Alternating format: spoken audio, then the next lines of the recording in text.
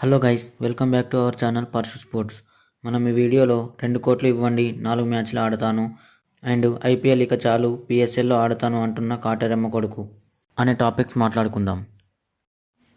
So guys, మరిన్ని ఇలాంటి latest updates కోసం మన ఛానల్ని తప్పకుండా సబ్స్క్రైబ్ అండ్ లైక్ చేసుకోండి. ఇక టాపిక్లోకి వెళ్తే ఐపీఎల్ 2026 టోర్నమెంట్కు సంబంధించిన మినీ వేలం మరికొన్ని రోజుల్లో జరగనున్న సంగతి మనకు తెలిసిందే. ఈ మినీ వేలం నేపథ్యంలో సోషల్ మీడియాలో ఓ న్యూస్ వైరల్గా మారింది. గత సీజన్లో పంజాబ్ కింగ్స్ జట్టుకి ఆడిన జాష్ ఇంగ్లీష్ కొత్త కండిషన్స్ అయితే పెట్టాడు. 2026 ఐపీఎల్లో కేవలం 4 మ్యాచ్లే ఆడతానని, ఆ తర్వాత టోర్నమెంట్ నుంచి వెళ్ళిపోతానని సంచలన ప్రకటన చేశాడు. అయితే మినీ వేలం కోసం జాష్ ఇంగ్లీష్ తన పేరును రిజిస్టర్ చేసుకున్నాడు. జాష్ ఇంగ్లీష్ అయితే మినీ వేలం కోసం 2 కోట్ల బేస్ ప్రైజ్లో తన పేరును ఖరారు చేసుకున్నాడు.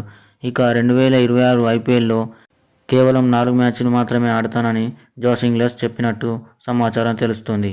అంటే దాదాపు ఒక్కో మ్యాచ్కు రూపాయలు 50 లక్షలు ఇవ్వాలని కోరుతున్నాడట.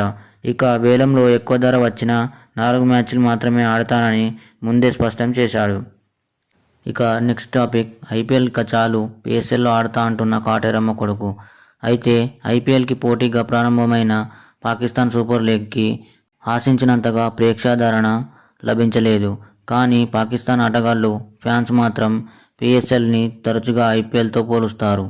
పిఎస్ఎల్ అండ్ ఐపీఎల్తో కంపేర్ చేసుకుంటే పిఎస్ఎల్ఏ గ్రేట్ అంటూ పాకిస్తాన్ ఆటగాళ్లు అయితే వాదిస్తుంటారు. కానీ ఇండియన్ క్రికెట్ ఫ్యాన్స్ పిఎస్ఎల్ని అసలు లెక్క చేయరు. పిఎస్ఎల్ అంటే ఏంటో కూడా చాలామంది ఇండియన్స్కి తెలియదు. కానీ ఐపీఎల్ ఆర్థికంగా ప్రజాదరణతో ఎంతో ముందుంది. ఇది $1 బిలియన్ విలువతో ప్రపంచంలోనే ధనిక లీగులలో ఒకటిగా ఉంది.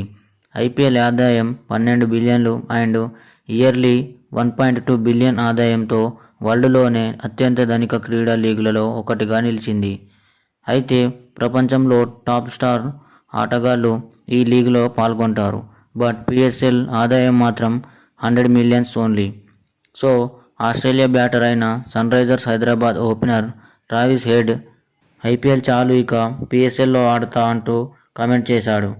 ఇంతకీ హెడ్ ఏమన్నాడంటే, పాకిస్తాన్ క్రికెట్ లీగ్లో నిజమైన ప్రతిభ ఉంది, ఐపీఎల్లో మాత్రం ఎక్కువగా డబ్బు ఆధారంగా నడుస్తుంది.